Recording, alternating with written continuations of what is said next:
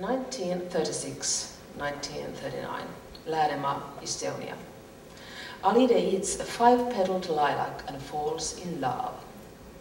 On Sundays after church, Alide and Ingel had a habit of walking to the graveyard to meet their friends and watch the boys, flirting as much as the bounds of decency permitted.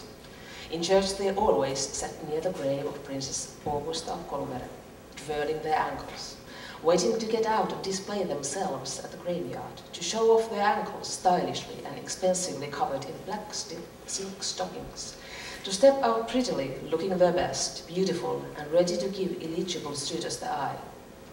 Ingel had braided her hair and wrapped it in a crown on top of her head. Alide had left her braids down on her neck because she was younger. That morning she had talked about cutting her hair.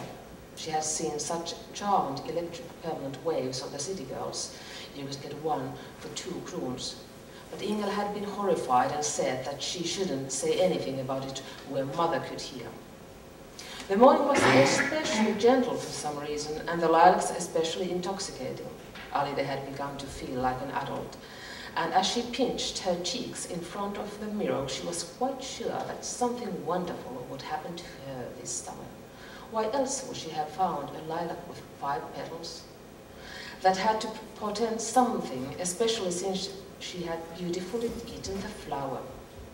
When the congregation finally came murmuring out of the church, the girls could go on their walk under the spruce trees in the graveyard, ferns brushing against their legs, squirrels running along their limbs, the well creaking now and then. Farther off, crows were croaking. What did they foretell about suitors? Ingel hummed. Vaak, vaak, kellest kahdest paar saa? Go, crowd about, which of us will fall in love? The future shone down from the sky and life was good. The anticipation of years to come burned in their breasts, as it generally does for young girls. The 2 sisters had just made one full circuit of the graveyard, sometimes whispering with each other and sometimes stopping to chat with friends, when Alide's silk dress got stuck on a curl of the iron fence surrounding the grave, and she bent over to pull it loose. That was when she saw a man near the German graves, next to the stone wall, saw the pussy willows, the sunshine and the mossy wall, the bright light, his bright laugh.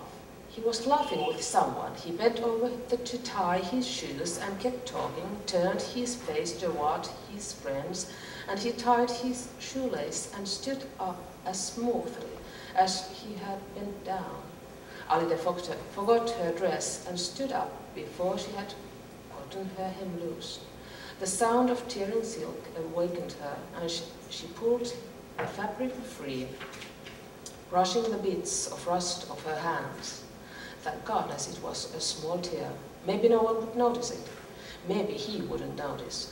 Alide smoothed her hair with numb hands. Look! Alide bit her lips to redden them. They could easily turn back, go past the stone wall. Look over here. Look at me. The man ended his conversation and turned toward them.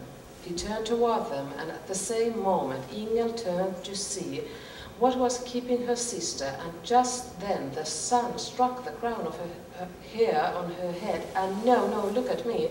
Ingel straightened her neck the way she often did, and when she did that, she resembled a swan. She lifted her chin, and they saw each other, Ingel and the man.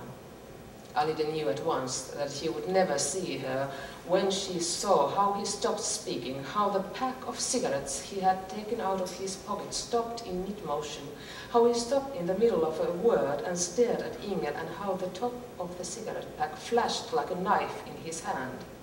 Ingel moved closer to Alide, her gaze focused on him, the skin over her collarbone shining, the invitation rising up from the pit at the base of her throat. Without glancing at Alide, she grabbed her hand and pulled her toward the stone wall where the man was standing motionless. And now even his friend has noticed that he wasn't listening, that the hand that held the cigarettes was stopped high up, where his ribs began, and now his friend saw Ingel pulling Alide behind her, although Alide resisted at every step, holding on the headstone's roots whatever she could find. The heel of her shoe dug into the dirt again and again, but the earth betrayed her, the roots betrayed her, the spruce trees gave way, the grass slid under her, the stones rolled away under her feet, and the horsefly flew into her mouth, and she couldn't cough it out because Ingel didn't want to stop. They had to keep going. Ingel pulled and pulled and pulled, and the path was clear and led straight to the stone wall, and Alida saw the man's blank expression outside of time and space, and felt Ingel's fevered steps and the tight grip on her fingers. Ingel's pulse was pounding against Alida's hand as all of her familiar expressions flowed over her face, and she left them behind, and they slapped Alida in the face in wet, salty tatters and stuck to her cheeks, some of them flying past like ghosts, already gone, and the dimple in her cheek, as she laughed with Alida that morning, burst forth as it flew away. When they got to the wall, Alida's sister had become a stranger, a new Ingel who would no longer tell her secrets only to Alida, who would no longer go to the park to drink seltzers with Alida. She would be going with someone else. A new Ingel who had someone else, someone to hear her thoughts and laughter and all the things that Alida would have wanted to hear. Someone with a skin she wanted to smell, with body heat that she wanted to mix with her own. Someone who would have looked at Alida, seen her, and frozen when he saw her. It should have been for her that his hand with a silver cigarette packet stopped in the air, but it had been Ingel who was cut away by the flash of that bright knife, cut out of Alida's life. Aina, the neighbor, ran to where they were. She knew the man's friend and introduced Ingel to them. The willow rustled. The man didn't even look at Alida to say hello. The 3 lions of Estonia on the cigarette pack were splashed with sunlight, laughing. Thank you.